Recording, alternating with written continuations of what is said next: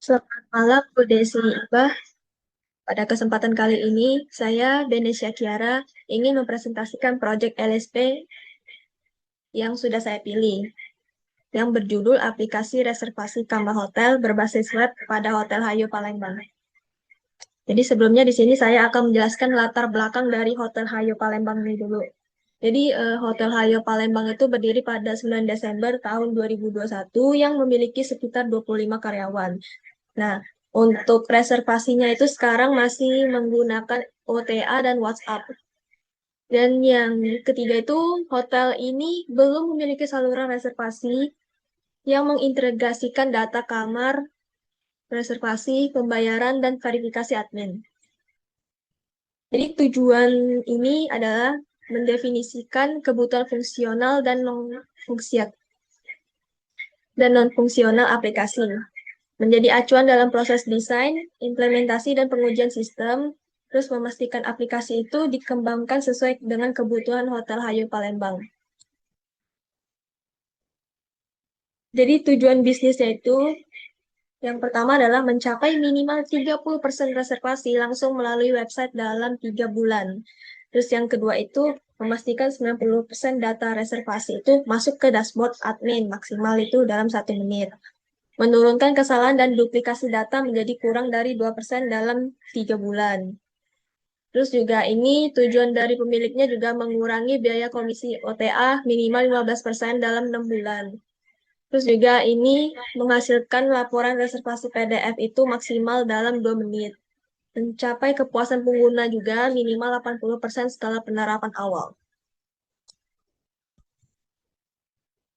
Jadi di sini juga ada beberapa ruang lingkup.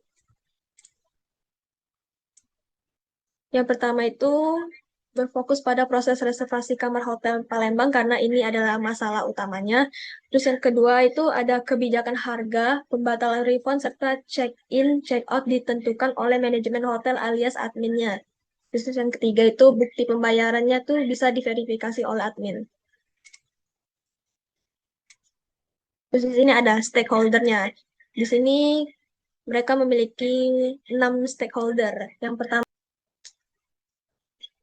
setelah kita buat tadi sebab akibatnya itu, nanti ada yang namanya kebutuhan fungsional.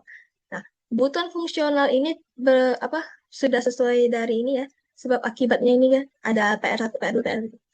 Nah, jadi dari PR1 itu, ya, sistem itu kan harus dapat memungkinkan pelanggan memilih jenis kamar serta tanggal check-in dan check-out, kemudian memvalidasi ketersediaannya. Jadi kalau misalnya sudah di booking di hari itu sampai hari itu, biar orang lain tuh nggak bisa booking juga gitu. Jadi tidak berbentrokan dan status dari booking tersebut itu sudah update. Jadi memang tidak bisa di booking oleh lebih dari satu akun gitu atau lebih dari satu orang.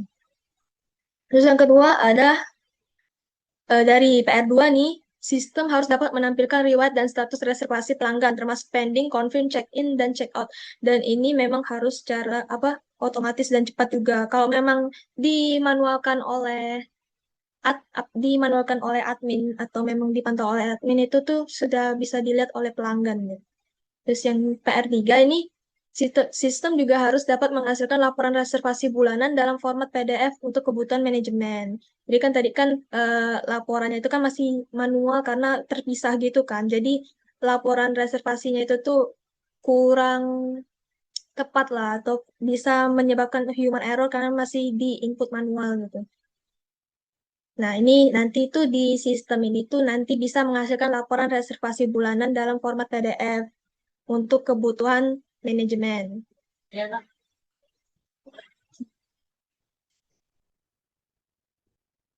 Udah, iya apalagi, dia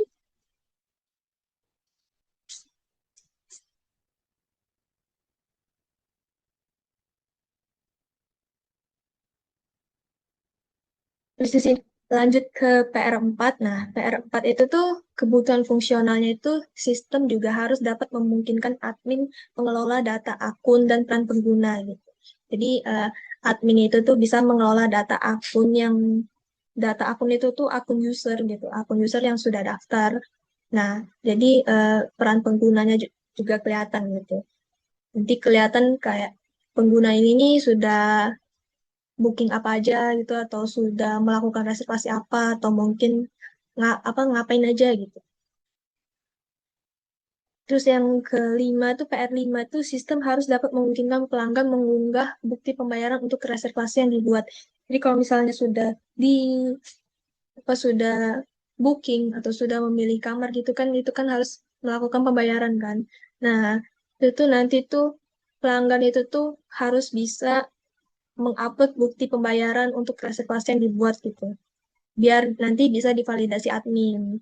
Nah, untuk PR6 itu sistem harus dapat memungkinkan pelanggan membuat akun dengan mengisi nama, email, nomor telepon, dan kata sandi. Ini sebenarnya sudah ada di login harusnya. Karena apa? Bukan di login. Harusnya sudah ada di sign up. Karena di sign up itu harusnya sudah ada nama, email, nomor telepon, dan kata sandi juga. Di sini nggak ada kebutuhan non-fungsionalnya juga. Nah, yang pertama itu ada performance. Nah, performance itu udah pasti halaman utama, daftar kamar, dan daftar reservasinya itu harus tampil dalam waktu maksimal 3 detik pada kondisi operasional normalnya. Jadi biar tidak terlalu lama dan tidak membuat pelanggan menunggu gitu. Terus yang kedua ada security. Nah, sistem ini mewajibkan login dan membatasi akses menu serta data berdasarkan peran admin atau pelanggan. Jadi kalau misalnya login admin itu login admin aja yang ditampilkan. Jangan sampai uh, user bisa login ke login admin gitu. Atau user bisa mengakses hak dari aksesnya admin itu. Terus yang ketiga ada availability. Nah, ini sistem itu ditargetkan tersedia minimal 99% selama 1 bulan, tidak termasuk pemeliharaan terjadwal untuk yang diumumkan sebelumnya. Terus yang keempat ada reliability. Nah, data ini tuh harus bisa dicadangkan minimal 1 kali setiap hari dan dapat dipulihkan apabila terjadi gangguan atau kehilangan data. Jadi ini udah pasti ya. Nah, kalau misalnya udah bisa dicadangkan, berarti data sebelumnya tuh masih bisa dipulihkan gitu, tidak langsung hilang semuanya. Nah, ini ada analisis metodologi. Jadi, kandidat metodologinya itu ada 3. Waterfall, Agile, atau Scrum, sama RAT. Nah, kelebihan waterfall itu dalam proyek ini adalah tahapan analisis, desain, implementasi, pengujian, dan pemeliharaan dokumentasi dapat disusun berurutan sesuai dengan ruang lingkup fitur yang telah teridentifikasi. Terus ini juga bisa dalam jangka panjang. Tapi kekurangan dari metodologi ini itu perubahan kebutuhan itu tuh. Jadi setelah tahap analisis dapat memerlukan revisi besar dan pengguna melihat sistem lengkap pada tahap relatif aktif. Jadi kalau misalnya sudah selesai itu kebutuhan analisisnya itu tuh kayak harus benar-benar revisi besar gitu, tidak bisa yang revisi kecil-kecilan kalau waterfall. Nah, terus yang kedua itu ada agile atau scrum. Nah, kelebihan dari metodologi Agile ini, dia tuh mendukung perubahan kebutuhan dan umpan balik pengguna secara berkala gitu. Tidak seperti waterfall tadi. Dan fitur ini dapat dikembangkan bertahap melalui sprint. Nah, tapi ada kekurangan juga dari metodologi Scrum ini. Jadi dia tuh memerlukan product owner dan keterlibatan stakeholder yang konsisten, rapat rutin serta prioritas backlog yang dapat sulit dipenuhi dalam jadwal kerja praktik. Nah, jadi dia ini memang butuh owner atau stakeholder kayak eh, admin IT atau apa itu tuh harus aktif gitu. Dan itu bakal makan biaya cukup banyak juga karena kita mau bayar IT-nya, admin IT-nya itu untuk selalu aktif gitu dalam jadwal kerja praktiknya. Nah, kalau metodologi RAT itu kelebihannya untuk proyek ini adalah mempercepat pembuatan prototipe dan validasi antar muka. Cocok untuk mengejar hasil aplikasi dalam waktu yang singkat. Ini benar.